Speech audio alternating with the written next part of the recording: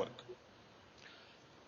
I'm indeed delighted and honored to be here with you, along with Dr. Dinesh Singh and Dr. Michael Sandel, to spend about an hour and a half with you on something interesting, exciting, something we are doing it for the first time. So I keep my fingers crossed and hope technology does work once in a while. That's good. The program this morning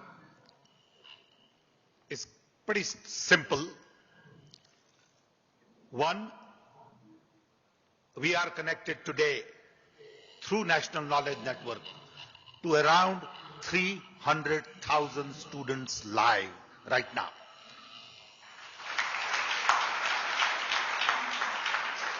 "300,000 students are watching us, listening to us, and many of those will be able to interact.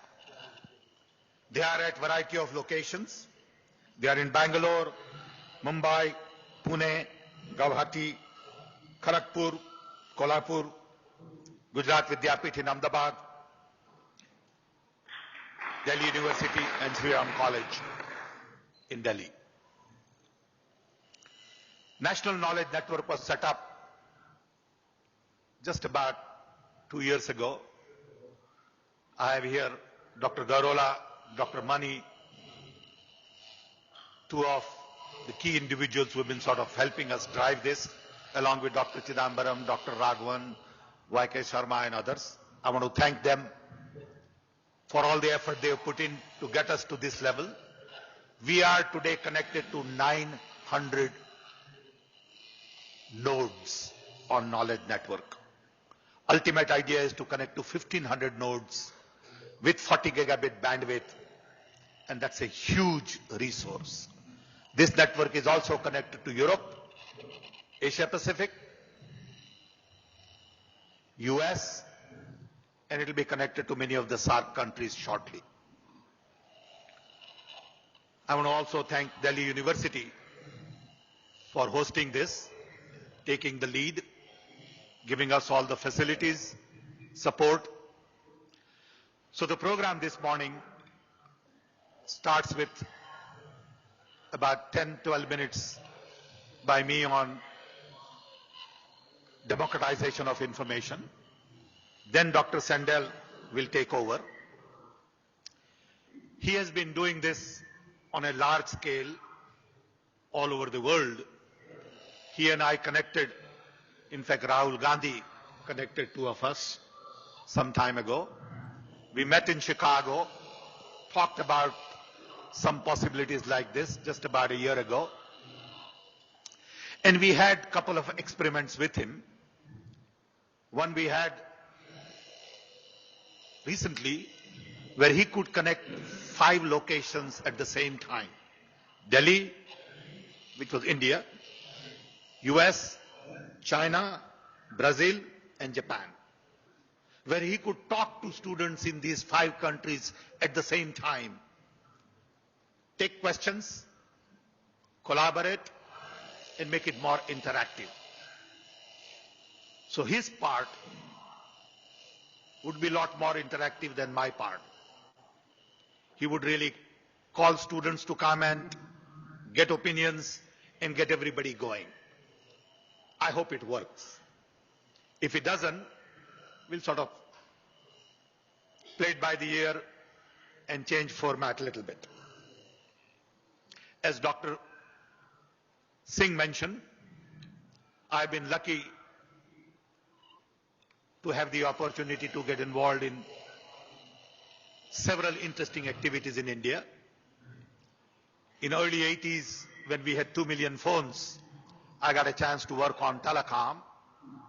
And as you know, today, we have 900 million phones. We are a nation of a connected billion.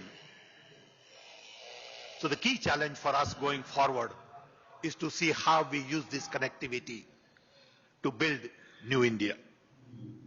And that's where I believe democratization of information is going to be very critical. We need to democratize information to hear voices of people, especially women, young and people at the bottom of the pyramid. We have the technology to do it. We really need the right framework going forward.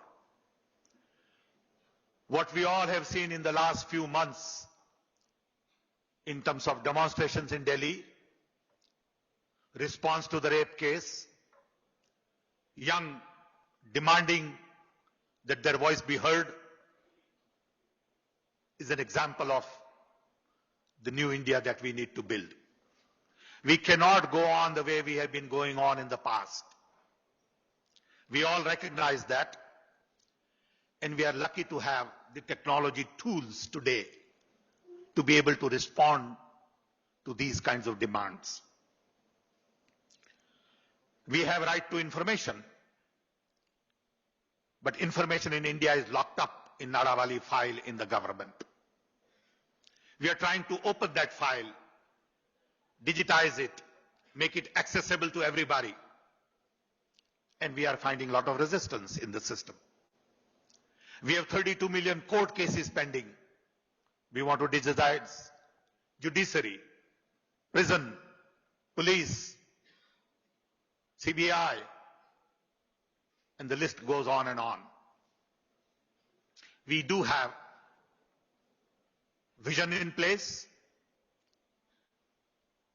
timing is right, and the whole process of democratization of information is an effort to take this thing forward.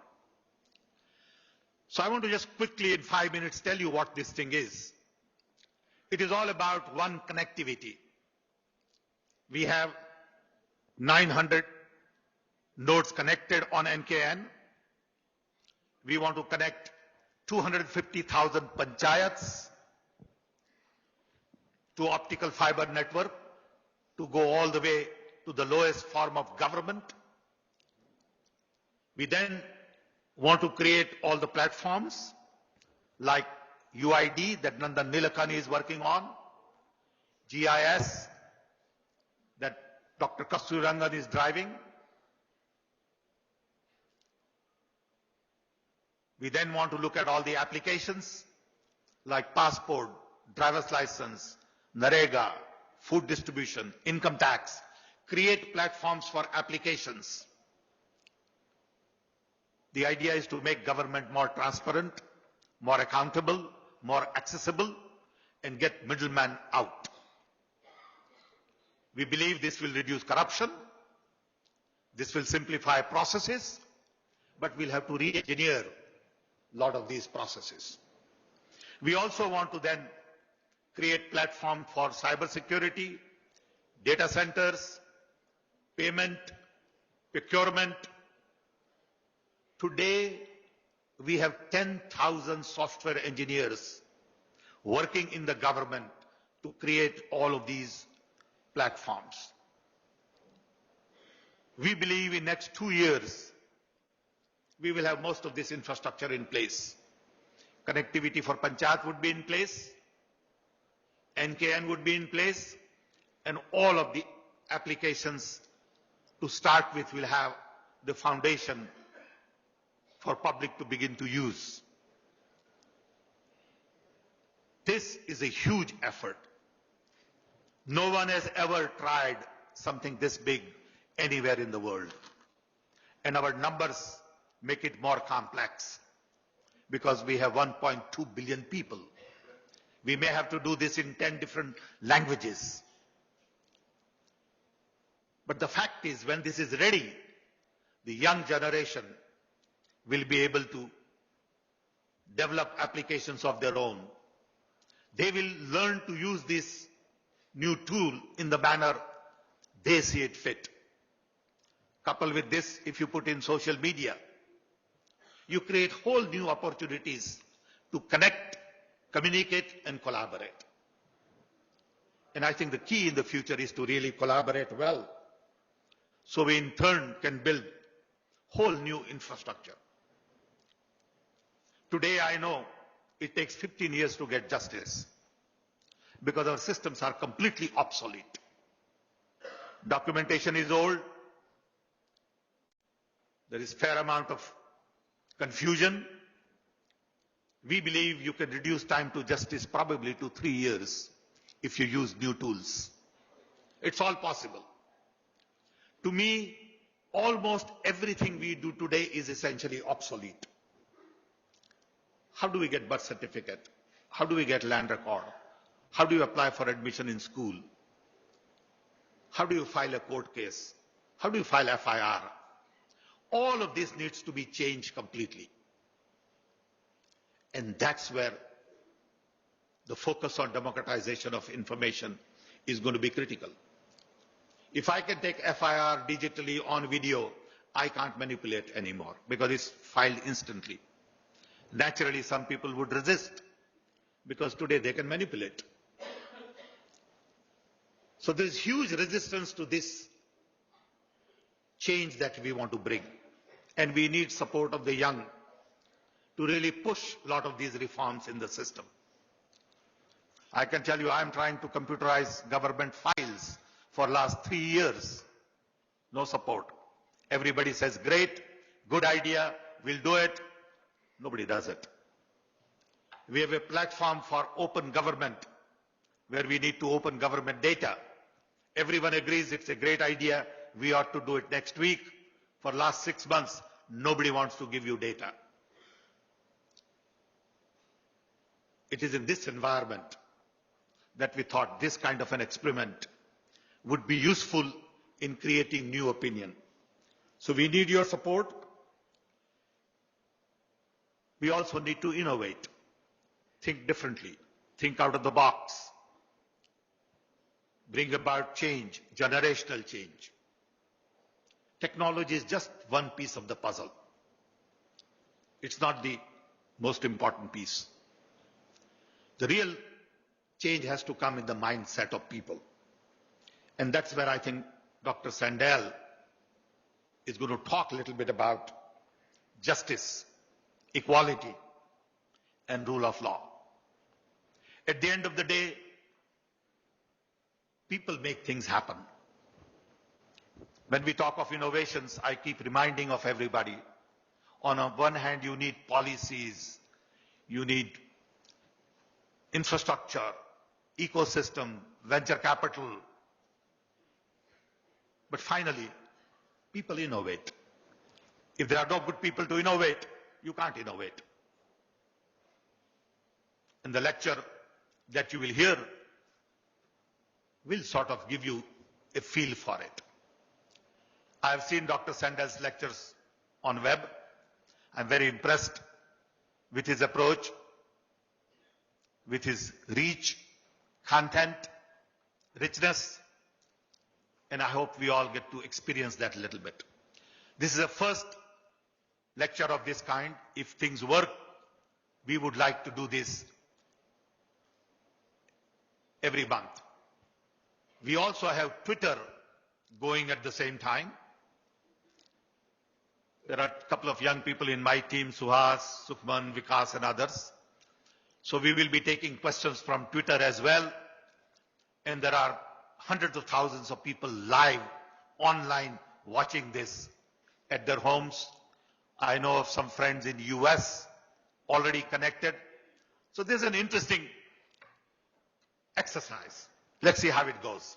With this, I want to welcome Dr. Sandel. Michael, floor is yours. Thank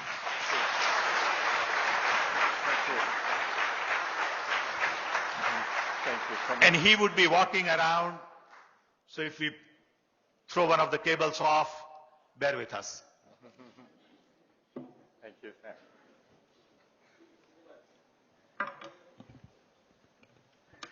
This is an amazing crowd right here in this room.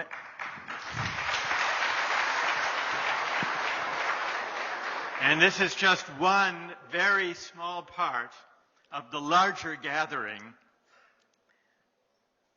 that we are a part of today. I want to begin by thanking Vice Chancellor Singh and Sam Petroda for setting up this remarkable experiment. It is an experiment, after all. And its success depends on you. And by you, I mean not only those of us gathered here in this hall in Delhi University, but also participating in universities across India.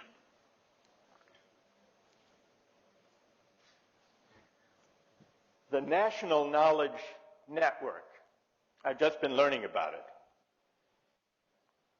It's a remarkable experiment because it offers the possibility of a new kind of public discourse. I don't know much about technology, but I do know that today, around the world,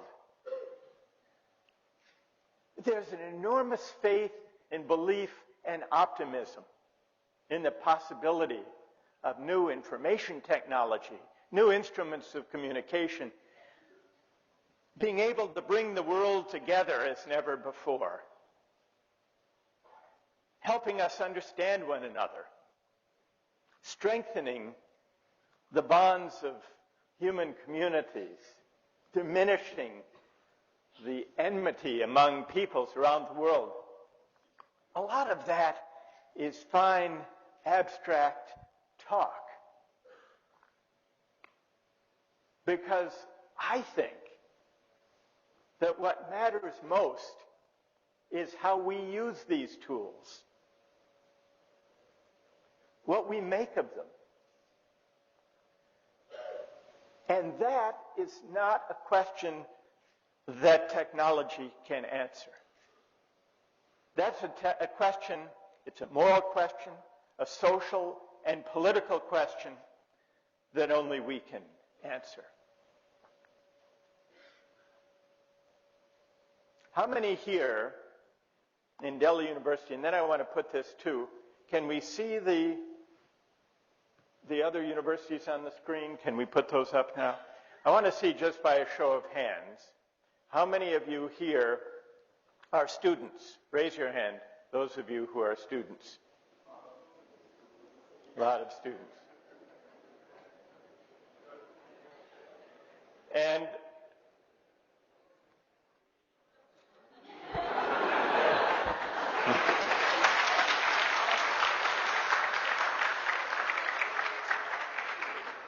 then we'll have to include them in the discussion too. Sure.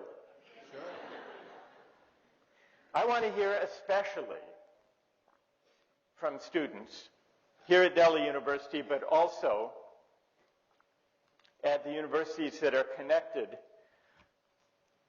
There they are, some of them. Yep, they're all there. Now, those of you who we now see on the screen, universities across India, raise your hand while we're still looking at you on the screen. Let's see if they can raise their hands just to see if they can hear us and if we can see them.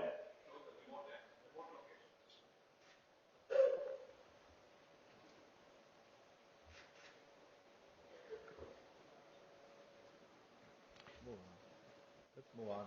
Now let's begin. I'd like to begin,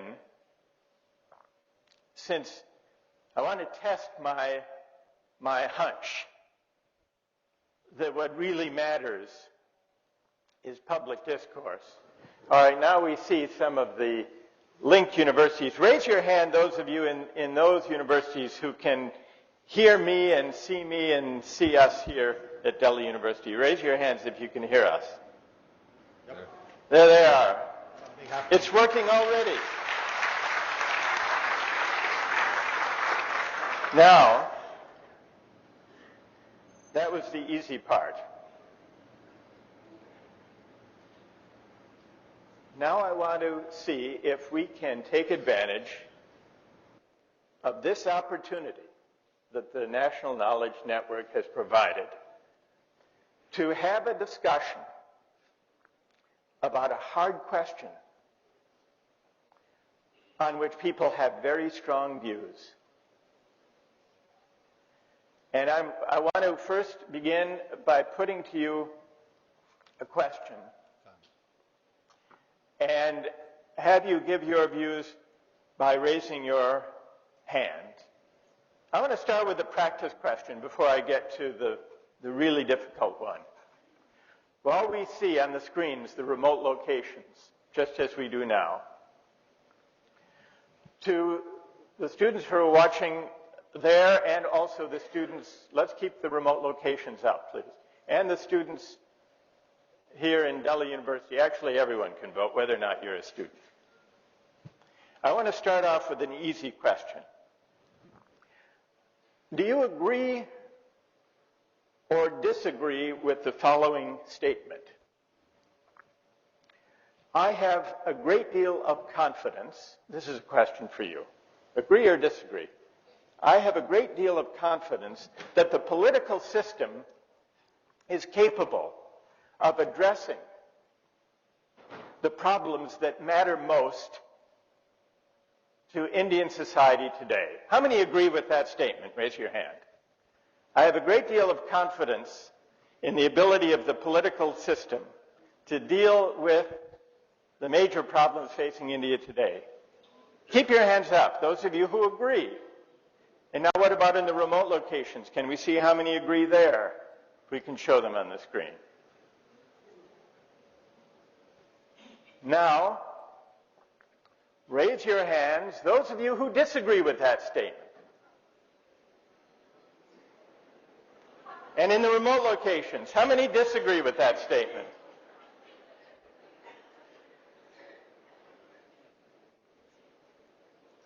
Quite a few. In fact, it looks like an overwhelming majority. Well, that isn't the hardest question we're going to discuss today. But it does suggest something about an attitude that is widespread in democracies today of deep frustration with political institutions, with political parties, and with the way democracy is working. And I think that one of the reasons for that widespread frustration is that we are not very good. Democratic societies around the world are struggling at engaging in serious public discourse on big questions that really matter. So today, what I would like to do is to put to you, here in this hall and at our locations around India, a hard and difficult and fraught question. And then I want to get your views about it, and then I want to see if we can have a discussion here in the hall, and if the technology works, with our participants who are connected. It's about recent events in India. And it's about the lessons to be drawn from those events. So are you prepared for this question? All right. First, I just want to take a vote by a show of hands, whether you agree or disagree with the following statement. And then we'll have a discussion about it. It's about violence against women.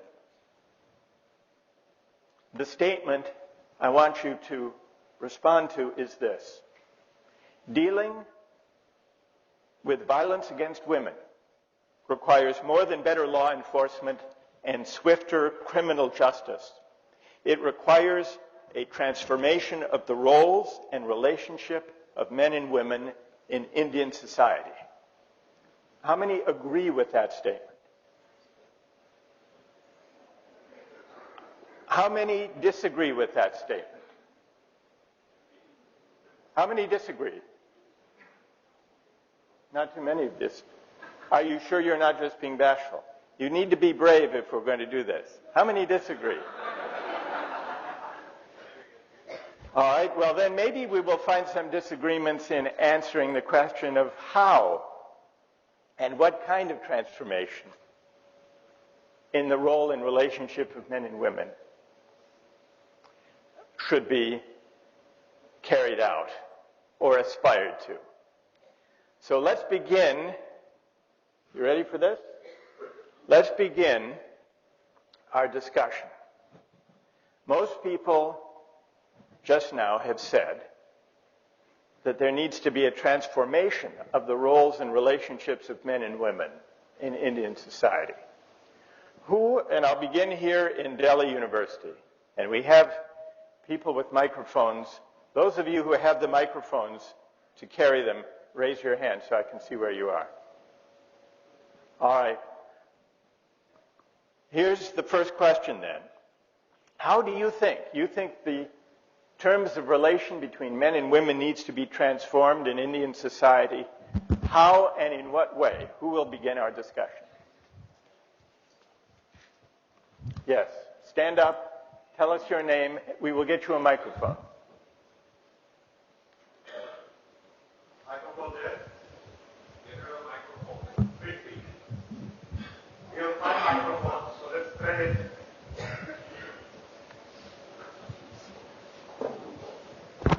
Only to have 1 microphone. All right, tell us your name. Good morning, sir. Myself, Reba Singh. I am from B.R. Ambedkar College, University of Delhi. Sir, the mindset of male, actually in India, we are having a male-dominating society. And this male-dominating society is very narrow-minded towards females, especially in villages. And this is the conclusion, what we have as Khap Panchayat. And there's a need of change. And I can't say that this can be changed by a change of mindset, but stringent laws should be applied, and education system, it should be improved. And females should be given the priority in the society, because once they come up, they'll handle the society, but they're not getting the chance. All right, thank you for that. Who else? And what I would like to hear are some concrete suggestions about what should be changed in attitudes or social attitudes toward women or social practices. Yes. Go ahead, toward the back. A very good morning, sir. And first of all, I want to say that this is a privilege to hear from you. I'm from Miranda House, Department of Zoology. Sir, I want to say that the child itself has, through the education system, he has been taught that when he's asked, what are your parents doing? He has always been given a feedback that my father is in the office and my mother is in the kitchen. So this is the thing which has been taught to the child in his in the childhood. And how should that be changed? So first of all, when your roots are built up, your foundation is that female has to be dominated by men. Men always go out, female are always in the home. This feedback that the child gets. All right, let me ask you this. Do you think that if women were given an equal opportunity to work and to have careers, that this would change? Sir, today the women, this is not that domestic violence was not happening in the women during past. But today when the women have come out from their home, they are more aware for their security. Yes. They are coming up. Today we can know through media, we can come up to the cases, we can know. And they were very relevant cases in our society in the past also. But they were not known to us. Because Good. women were quite afraid of going out Yes. and informing other people. Good. Thank you for that. Thank you, sir. Who else can add to this discussion with a concrete or further concrete suggestion of a change that you think should be made? Yes. Go ahead. Toward the back. Yes. Good morning. Right here. The person in the blue shirt, and then we'll come back to you in a moment. Go ahead. Good morning, sir. Sir, I am Shubham from Department of Chemistry, Zakir Hussain College. And although the medieval period ended about 500 years ago in India, we are still in dark age. And dark age is because we are treating the women as a commodity in present also. We are treating women as a commodity which is owned by family or the male members of the family. Till the time it will not change, the society is not going to change, the mindset is not going to change, and the conditions are not going to change. Let me ask you a question. do you think that the family structure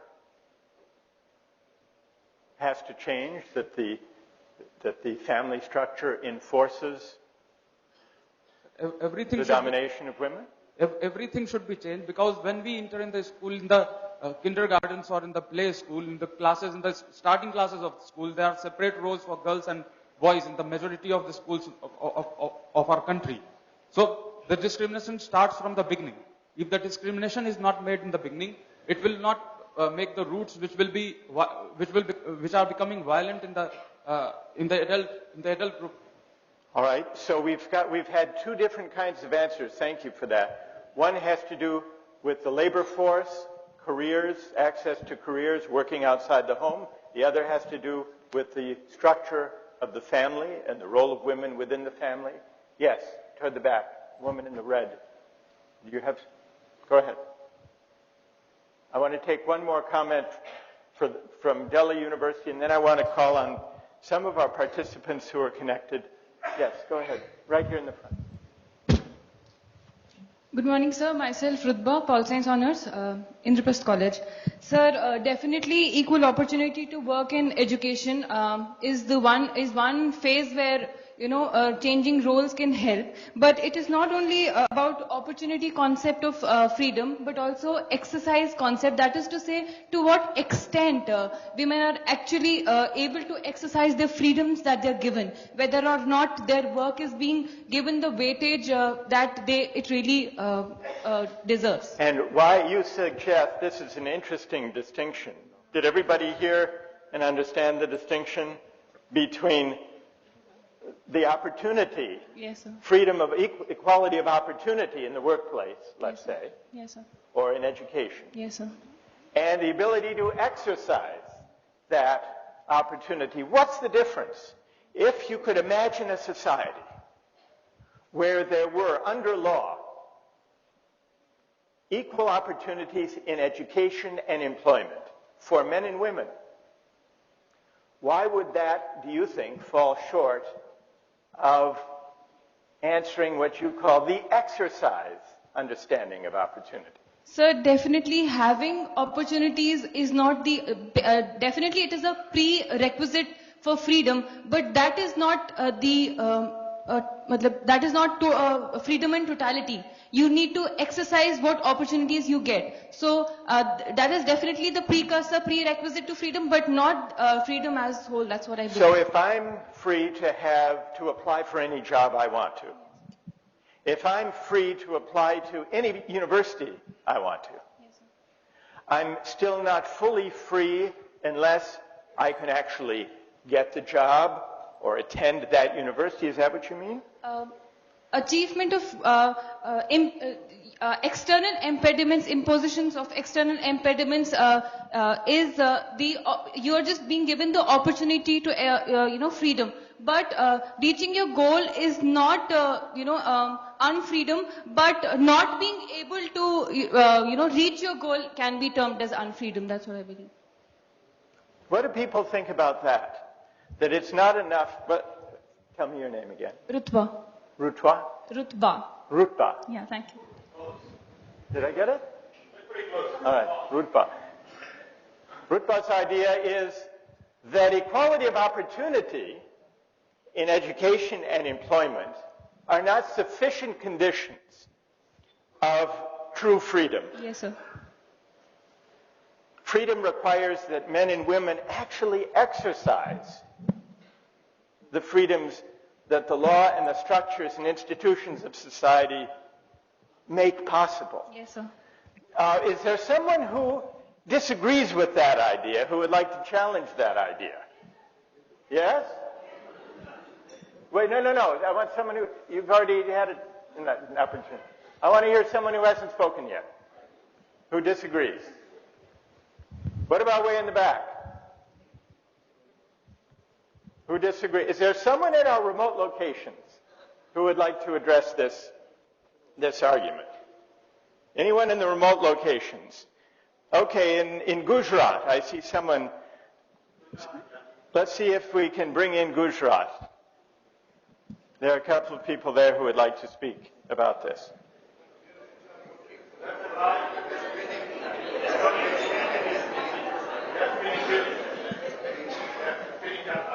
raising their hands. All right. Yes, go ahead. Go ahead. Go ahead. Maybe not. Who here would like to address that question? Or in any other of the remote locations, is there a volunteer to address this question? Is there a difference? Remember what the question is. Is there a difference between equal opportunity for jobs and for education and actually exercising? Does true freedom require that you exercise? Who would like to address that question in any of our remote locations? Do we have some? Hello, I am from Shivaji University. I want to interact. Go ahead. Hello, can I interact? Yes, yes. I am from Shivaji University, Kolhapur, Maharashtra. All right. We can hear you. Yes, I want to interact regarding the question you posed. Actually, the family is the basic ground where patriarchy is nurtured, and that is where power relations are taken into consideration between the male and female. And you posed a question as to what can be the solution. The solution is, as you rightly pointed out, is we need to give equal opportunity to the male as well as female right from the family level as well as into the society. Despite the fact that women, girls are bright enough, they are intelligent, they do have capacity, they are not being given an opportunity to compete with the male counterparts at almost all the parts of, at almost all the levels of the career. And so I feel that equal opportunity is the basic necessity from the democratic point of view, and the starting ground would be the family. Thank you. All right, may I ask you a question? Thank you for that. May I ask you a question? Yes, sir. Do you think that achieving a fuller, more meaningful, we've got feedback, equality of opportunity can be achieved mainly through changes in law or mainly through changes in culture and attitudes in the family? So it is basically the mindset that needs to be changed, and that is through the culture of the society. The technology comes later on. Only if the mindsets and the attitudes of the men and women both needs to be changed, and that is how we can have a transformation in the society. Okay, thank you for that. Is there anyone in Delhi or in any of the other remote locations who would like to address this? Yes. Kharagpur. Sitting on the aisle. Stand up. Kharagpur, want to talk? Sir, good morning. I am Albert Abraham doing PhD in Delhi University. And what I feel is that each woman has to be economically and intellectually self-dependent. That would be the only solution. And all our efforts to empower women or emancipate women should be guided by this principle. The principle is economic independence. What is the principle? Hello, can I come in? Hello, can Gujarat come in? Yeah, economic and intellectual dependence. Okay, go ahead. Gujarat. Okay. I think that the responses are partial in the sense that whatever has been said is right, but there is a point. You provide equal opportunity for what? That is an unanswered question in a society which doesn't have a clear vision. You, perhaps all of you can see what we are doing here. The important point is that if the focus of education, economic opportunity is all for a me first, greedy, grabbing society, the situations will not improve. Men and women will become equal, but men's equality will be slightly higher because of the social male-dominate society, which is what we are seeing in this country even today, with a lot of educated women. Thank you for that. That's actually a very interesting question that our participant from Gujarat has asked. Give him a round of applause. Hello? We've been discussing. No, notice. Kharagpur want to respond. Wait, let me first point out. Okay. Good morning, sir. We've been talking about equality of opportunity. I'll come to Pune in 1 minute. We've been talking about equality of opportunity. Excuse me, sir. And understanding equality of opportunity within the family, in relation to the world of work, in education. But our participant from Gujarat says, equality of opportunity for what? To achieve what? To create what? To do what? And we haven't really answered that question yet. We have someone, I think, in Pune who would like to contribute to this discussion. Good morning, sir. My name is Prasida Menon, and I'm from Pune University. I would like to speak more as a woman now. Now, if we are talking about education and workplace, but what about the mere thing of navigating public spaces? We have equal opportunity even today. A woman can go to any public space. But is the woman exercising that freedom to navigate that public space, maybe even late at night? We are not doing that because there is fear, there is insecurity. So it is also the mindset of a woman which is inhibiting her exercising of freedom. So it's not just about equal opportunity as has been rightly going on in the discussion. It is also that we have to be empowered to exercise that opportunity. Only then can something happen. Because if we can go and navigate the public spaces without any fear, like somebody will stalk us or somebody will follow us, then probably we'll have that equality in the society. And this is a very basic thing. If I want to stay late up at night, just like a man would, and say take a walk in the garden in my university itself, it's not really possible. Yes. Okay. Thank you very much for that. There is a certain theme emerging in this discussion. If we consider this last comment from the woman in Pune, she says it's not only a matter of equality of opportunity in the sense of legal equality, because if we consider public spaces, there is an equal right legally for men and women to enter public spaces, including late at night. But women, she just now suggested, are not empowered to exercise, it's back to the exercise concept of freedom, that opportunity because of fear, because of insecurity. And so there are really two different philosophical ideas that have emerged from this discussion, even as we've just begun. One is the idea of equality of opportunity, equality under the law, non-discrimination under the law, equal access to education, to universities, to jobs, to public spaces. That's one idea. But then we've heard several critics of that idea who say that principle is not strong enough because it misses the dimension of empowerment, which is just what the woman in Pune emphasized, or the ability to exercise in a meaningful way that opportunity.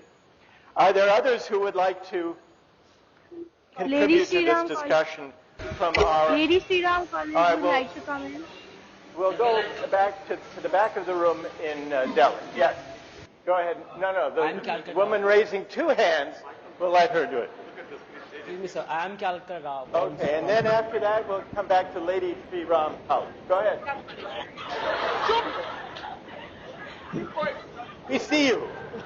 We see you. Go ahead. All right, we'll wait for the microphone in Delhi, and we'll go now to Lady Sri Ram College.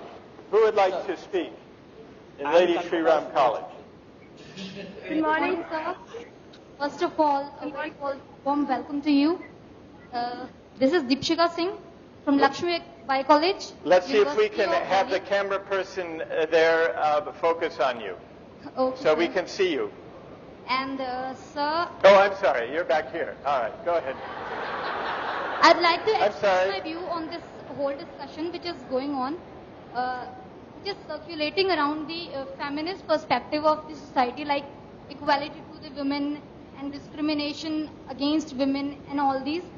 I'd like to say that, sir, we are talking about equality of opportunity. So I just want to say, like, we must not view equality of opportunity as a whole thing. We must view it as a heading of a whole topic to which we have to prepare. Like, this is the thing that definitely our government is doing a lot of things for the upliftment of women in the society. But what I felt and noticed in my life of 20 years is that, sir, government is definitely doing many things. It is taking definitely many steps for the upliftment of women, but still every step of the government is incomplete in a sense, like something is missing everywhere. Like, And can you identify a common thread in what you think is missing? like, sir, if we will see the educational field. So we are studying in University of Delhi, and we are paying around 5,000 for the whole year, or 6,000 for the whole year. And it is very less in comparison to other private universities in India, like IP University and many more universities which are charging around 1,35,000 per sem or 2 lakh per sem.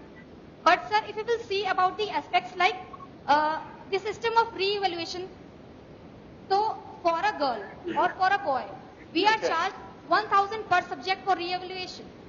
Yes. Then in that case, if the girl is a girl, like if the family is having 4 girls and 1 boy.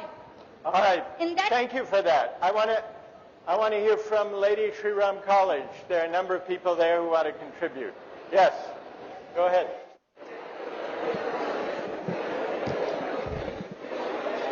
If no, Let's give them a chance. Lady Shri Ram College, who wants to speak? This is from Lady Shri Ram College. This is Riya Parmar, student of Political Science Department. What I think is there are many structural impediments, and there's a big difference between an equality of opportunity and substantial equality. And substantial equality can only be achieved with a reformulation of both the public and the private sphere. At every single level, there's a patriarchal element which comes in, and it defines power relations in the mind as well as in every institution that we go to, including our government and our state. So I think when we come to a definite conclusion on how to change these power relations, there can be something that can be done about substantial equality. All right, thank you for that. I want to make an observation and then ask a final question before we conclude this portion, and then we also have people on Twitter who are offering contributions. An observation and a final question. The observation is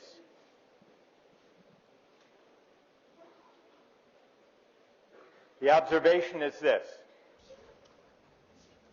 Yes. Can you hear me? We began with a question, and almost everyone agreed with an answer to that question. That violence against women is not simply a matter of law enforcement and criminal justice.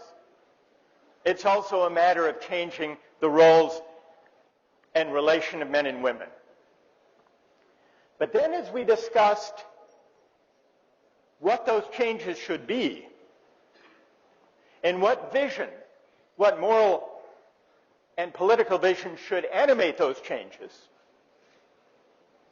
there were actually 2 competing strands, 2 competing philosophical ideas. One of them emphasized equality of opportunity. The other emphasized something beyond equality of opportunity. It was differently expressed. Sometimes it had to do with empowerment. Sometimes it had to do with effective exercise of freedom. How to work out the ideal of equality, what it means to go beyond equality of opportunity as a formal principle, that's that's an issue that we have just begun to discuss. But you can see that even that question, which points to big philosophical arguments on both sides, generates quite a lot of disagreement. I'd like to make a final observation about this project in which we're engaged, this experiment. We've just begun this experiment in technology,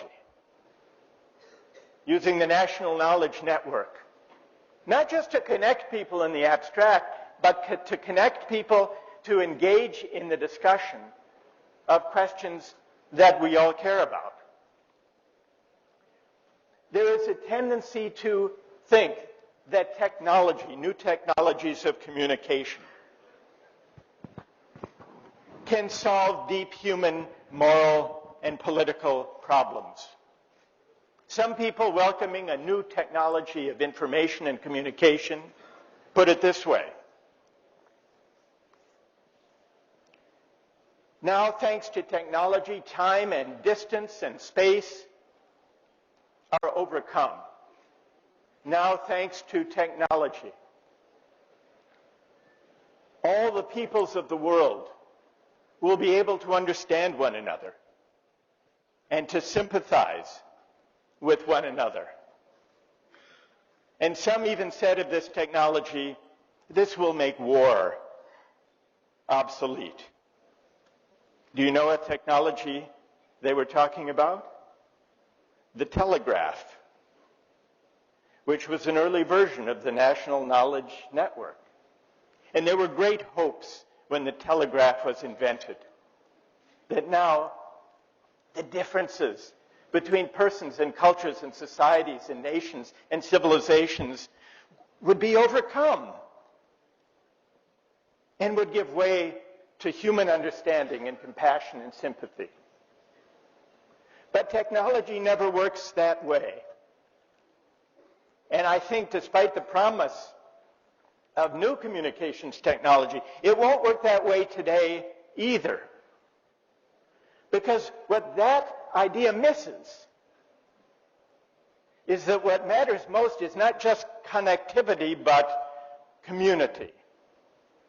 Not just networking, but deliberating together about big questions that matter. We've done a very small preliminary experiment today, not only in technology, but also in that kind of public discourse and public deliberation. And so my hope, Sam, my hope is that through education, through social movements, through a more active civil society, we will use the opportunity presented by the internet, by national knowledge networks, by new technologies of communication, we will use them as instruments of a better kind of democratic public discourse, where we learn to reason together in public about big questions, including questions that raise hard and fraught moral questions, like the one we've been just discussing. Whether that happens is not something that even the best network of technology can answer.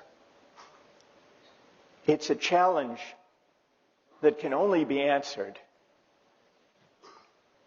through institutions of education, through deepening democracy so that we elevate the terms of public discourse to address questions that people really and rightly care about. And it depends in the end on our capacity to be and to become better democratic citizens capable of this kind of discourse and argument together. Thank you very much.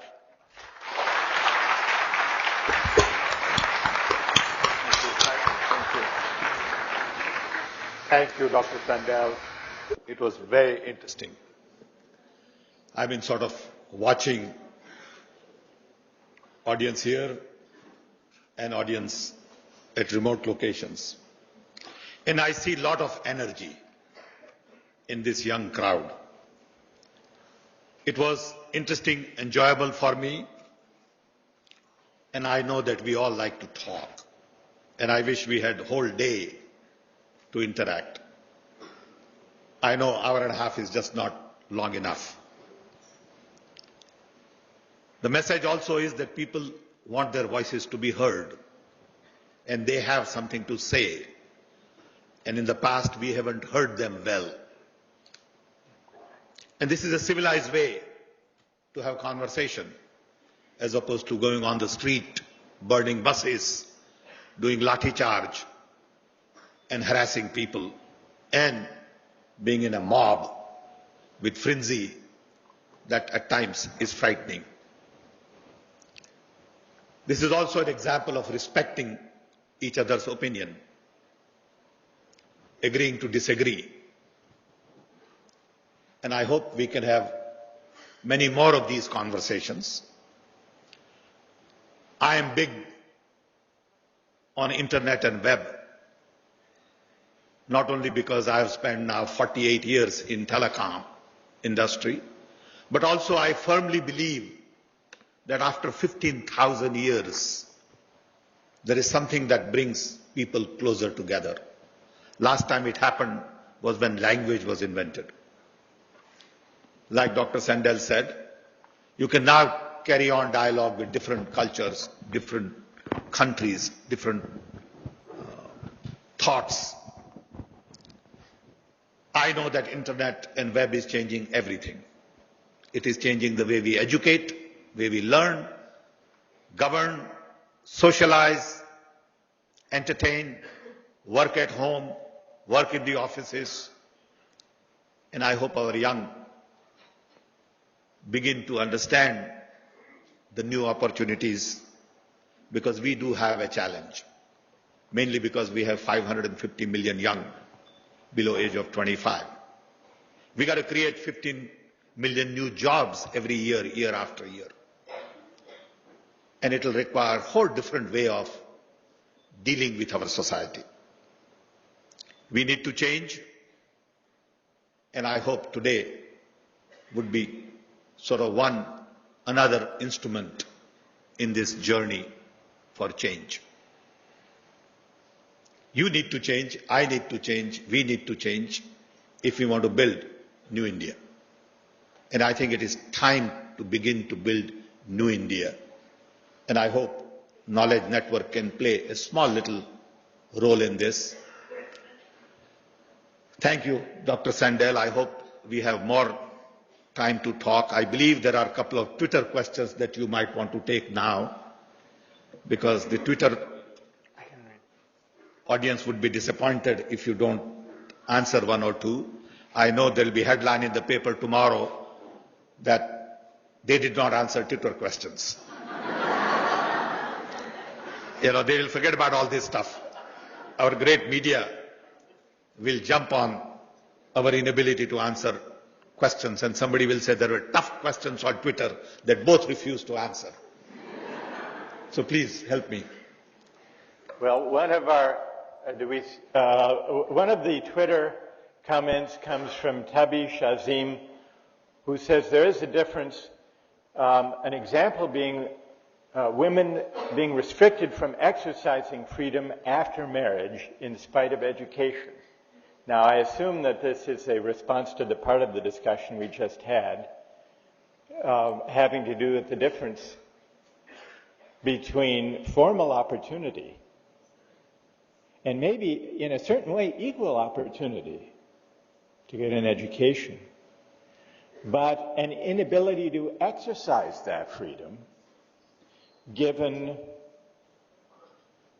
Tabish is suggesting, the institution of marriage and the family and the way it's enacted.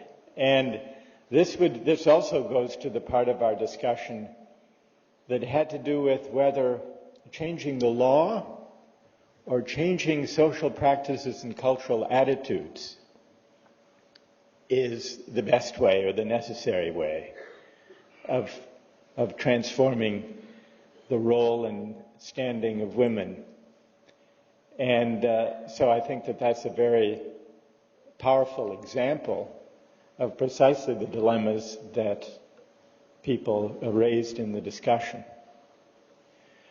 We have a second Twitter comment from Prakhar Misra, who says, it's a question, how can we make the government more interactive and transparent? It's interesting that it's put this way. Interactive and transparent, those are good things, I suppose. We want government to be interactive and transparent. But it's also interesting to me that we use the language of interactivity and transparency these days instead of an older language. It's almost as if it replaces an older language of democracy and accountability. Now, I'm all for transparency. That's a good thing. And Sam, you've been working on that. We are trying. But transparency is not a value in and of itself. It's an instrumental value.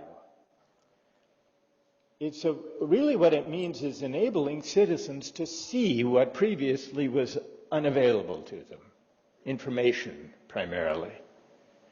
But just seeing, that's not all that citizenship or democratic citizenship is about. Because to be a citizen is not only to have access to information, it's to be able to act, to intervene, to complain, to argue, to disagree. And so I think it's important.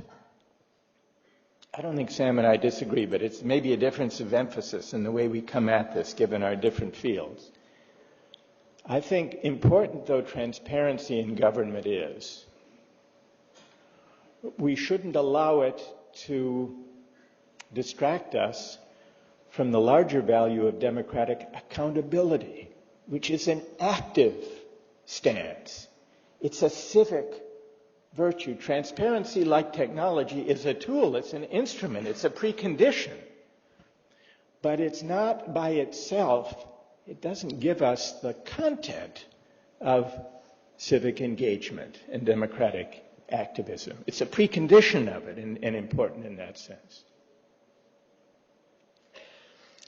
Since we have little more time, and we have I think it'll be good also at some point in time after you finish a couple of Twitter questions to give chance to our friends in Calcutta, yes, Guwahati, Bangalore, and Mumbai. Just a quick. All right, I see a hand in Calcutta. Before we go back to Twitter, let's see what the person who raised question from Calcutta has and then we'll go back to Twitter. Go ahead. So, instead of a question, I just wanted to comment that the point raised about the equality and the opportunity. First, having opportunity is not the only important. Can you point. hold your microphone close to your mouth? Eat it. Can you hear me? Yes, now we can.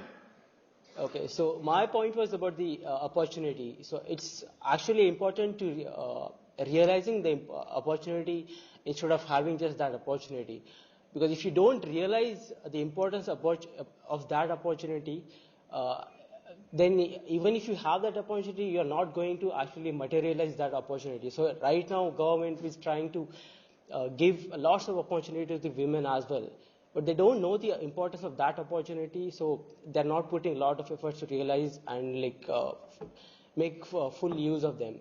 And this realization of opportunity maybe is not happening because of these stereotypes in Indian society.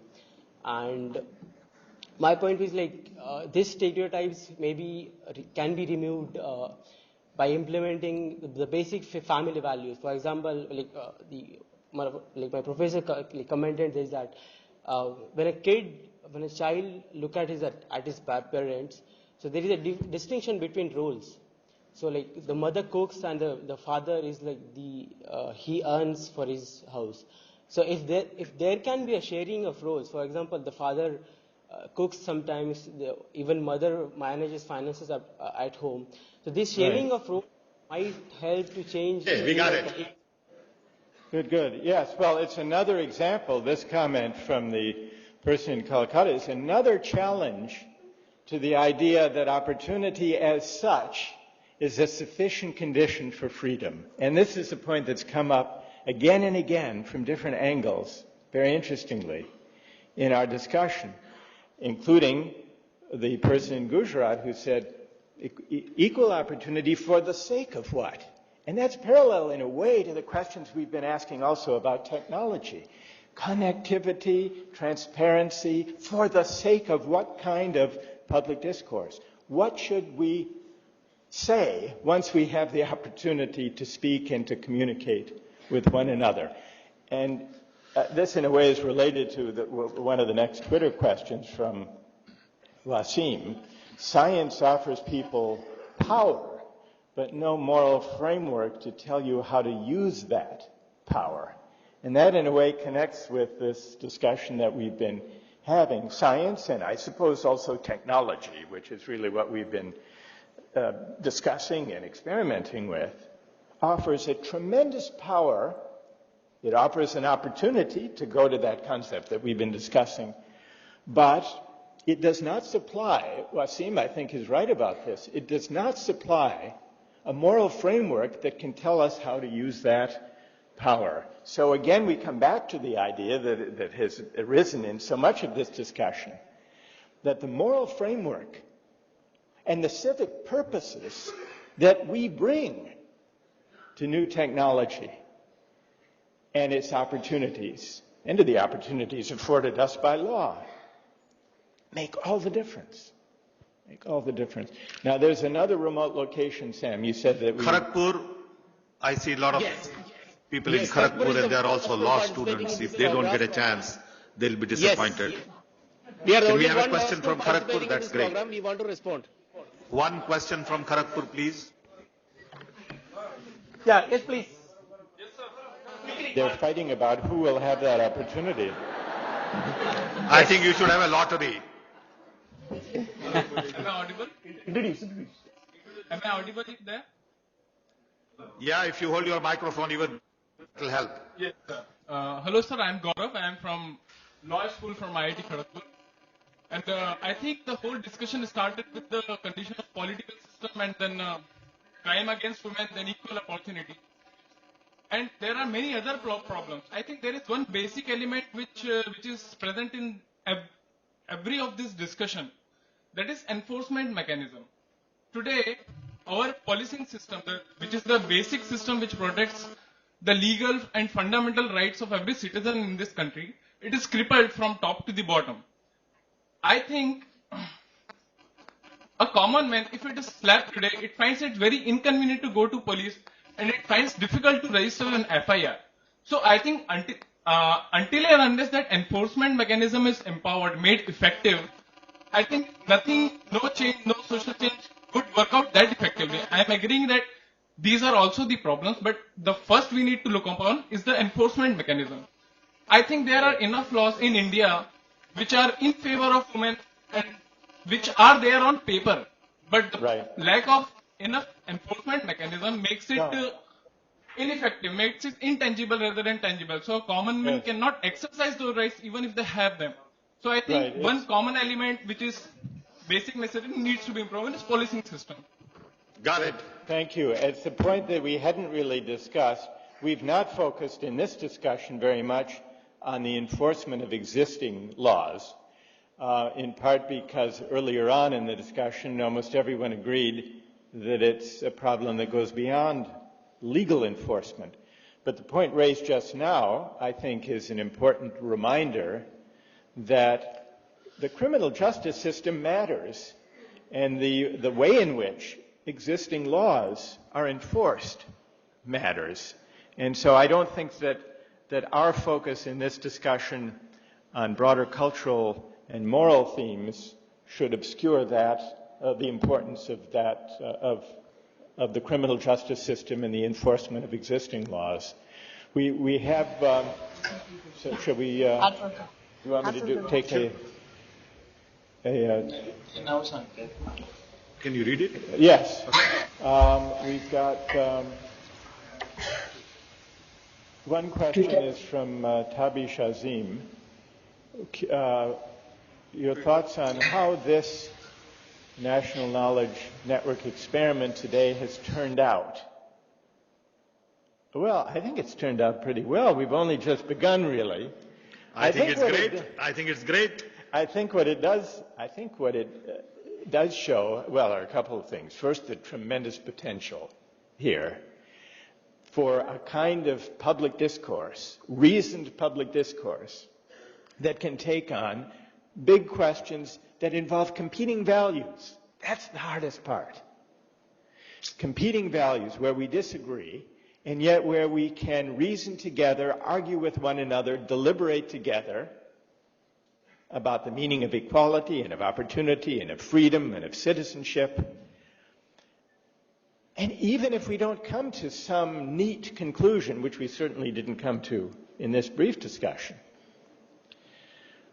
the ability to reason together and developing those habits of civic deliberation, that's what creates a democratic culture and deepens a democratic culture. And that's what makes for a better kind of democratic citizenship. So I think the experiment has been a great success, and it simply shows us how much more work and how many possibilities we still have before us. Was there one last, do we have time for one last remote location? I think we need to go back to maybe Bangalore, Guwahati and Mumbai. Those are the three. Okay. We need to an opportunity. Any interest from Bangalore? Lady Sriram. Guwahati want to. Okay, let's start There is with a question. Bangalore. Okay, please. Hello, can you hear me? Yes. I think we should, for the immediate sake, for the immediate effect, focus more on the policing thing and implementing the current laws rather than focusing on the attitude. The attitude will come gradually with education. As education penetrates deeper into our society, it will get better with time. But for immediate effect, we should focus more on the implementation of laws. Right. Okay, so here we come back to this question, the different emphasis people place on the enforcement of existing laws versus changing cultural attitudes and social practices and relations within the family. And so I think in this last round of the discussion, we've heard more voices emphasizing the enforcement of law, maybe as a prelude or a precondition for the gradual education and changing of cultural values. Who do we have next, Sam? Next we can go to Guwahati. Sir, I'd like to ask a question. Can you hear me? We can hear you. Yeah, sir, actually it's something that you'll understand. I believe in Rawls' idea that all our strengths and handicaps are not of our own doing. So when we are talking about justice and equality, we'll have to nullify those handicaps. I mean, we'll have to empower women over men at the sacrifice of meritocracy. So I'd like to see how many people in this incredible crowd that has gathered here would agree, and to what extent they would agree to compromise on meritocracy to bring equality. I mean, is it 50%? Are they willing that a girl is scoring 50 and a guy is scoring 80 should be enrolled, in a company to provide equality? I will like to know the limits to which people are ready to go. All right, here's a good provocative question that we can take up. In a way, it's a question that could launch our next session of this series. But the question really is there a tension or a trade-off between empowering women on the one hand and meritocracy on the other? The suggestion of the speaker in Guwahati is that there is a tension, a trade-off between empowering women and adhering to meritocratic standards in university admissions, in employment. So that's one question. Is there a tension, a trade-off between the two? And the second question then is, if there is it worth sacrificing meritocratic principles in order to assure through affirmative action or reservation systems or quotas empowerment and representation for women in the workplace, in companies, in government, in universities? So I imagine that if we were, in a way, this would really be a starting point for another session here. But if we had such a session, we would first discuss, is there a trade-off or a tension? And then the second half would be, if there is, which principle should take priority? We could put it, Sam, we could put it to the group, but I think we would be here for another 2 or 3 hours at least. But if I come back, I'd be more than happy for us to have a session on that. Okay. How about IIT Mumbai? Hello. Or Bombay? I am Tipu Sultan from School of Management, IIT Bombay. George Orwell in his book Animal Farm said that all animals are equal, but some are more equal than the others. That's precisely what the situation in the country is right now. We have the, in terms of engineering, we have the toughest engineering entrance examination. In terms for management students, we have the CAT. In terms for public service commissions, we have the UPSC, the toughest examinations for each and every level.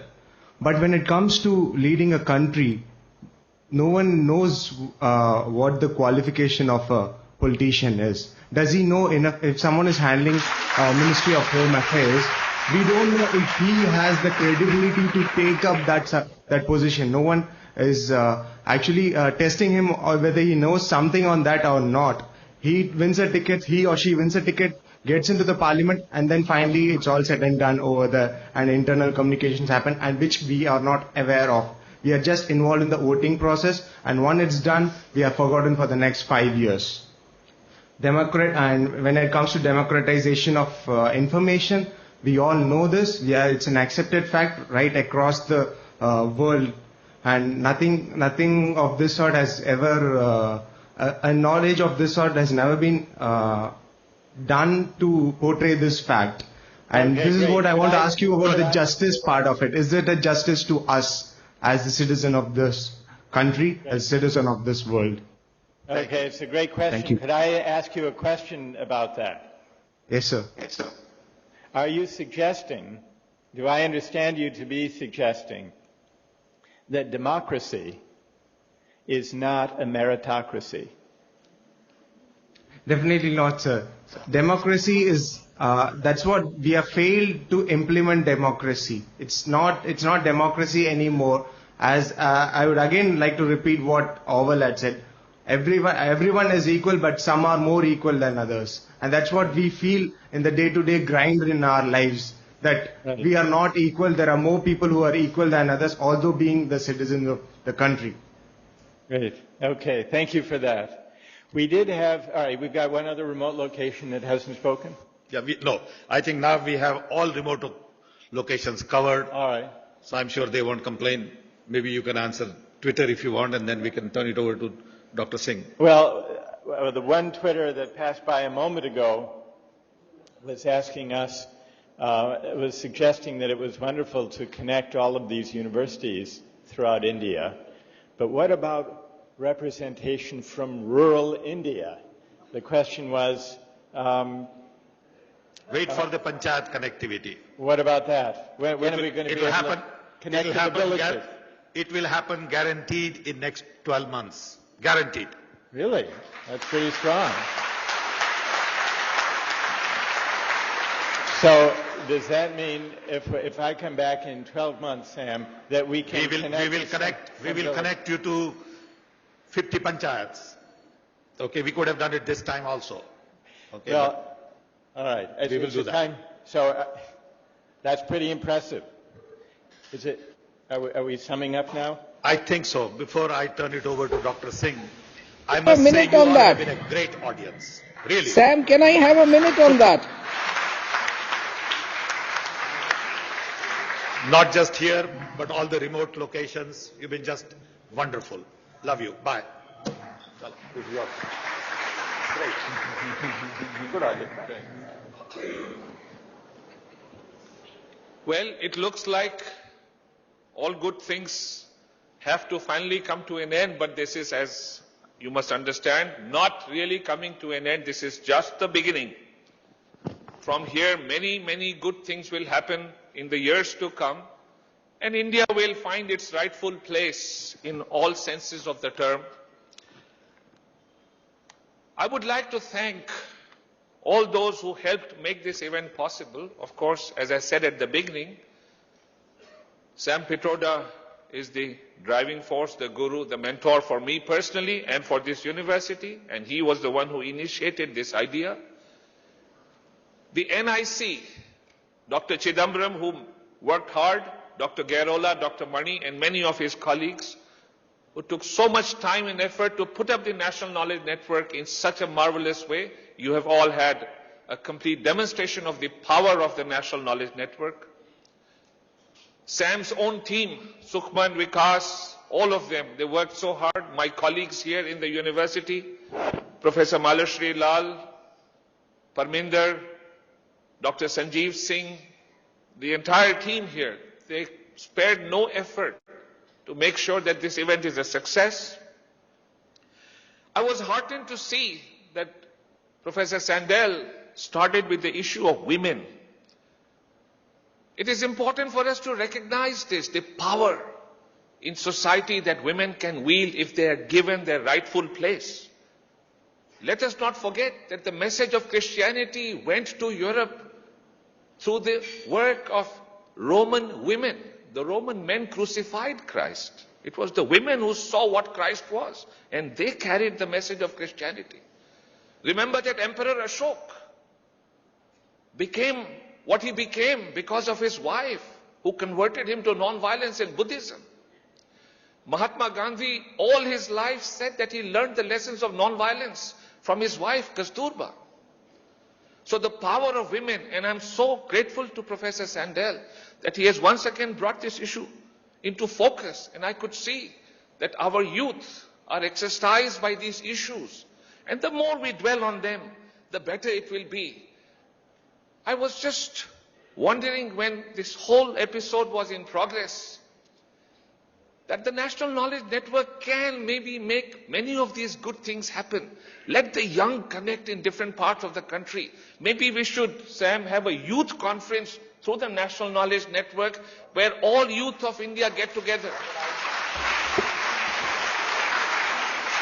You organize, this is a great room to launch, a wonderful setting, great ambience. You take the lead and we will do it. Thank you. Thank you. Remember, this is just technology, as Professor Sandel himself said. You know, when the telegraph was invented, they said this will now bring wars to an end. I don't know how many of our young people know that it was the Zimmerman telegram that brought the United States into war in the First World War. So it really worked the other way around. Sometimes the telegraph can go wrong. But then Sam and Professor Sandel both said it's really the moral force, the mindset. As long as we have a moral force riding on the technology, good things will happen. Let us recognize the moral force. And therefore, if the ideas of Mahatma Gandhi, Rabindranath Tagore, Swami Vivekanand, Chandrasekhar Venkatraman, etc. were to go through the National Knowledge Network, there would be great things happening. And therefore, eventually, I'm reminded of Kabir. Mala kahe kaat ki, tu kyun phere moe, man ka pher le, turat mila du toye. Thank you very much.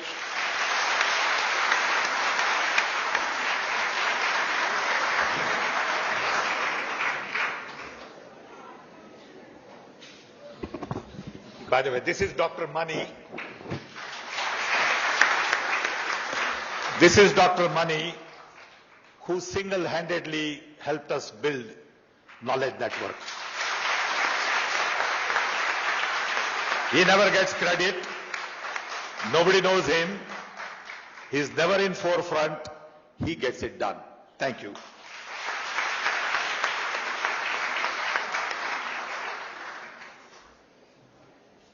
We will open it.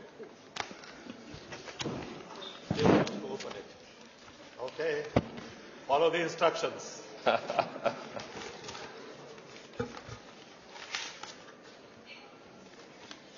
Oh yes. So well seen. Late. Acknowledge myself. Thank you, Dr. Mani. Well, I am told there is arrangement for tea outside. The sun has come out. The veil has lifted. We can all go and enjoy tea outside. You're welcome on my right here. Thank you.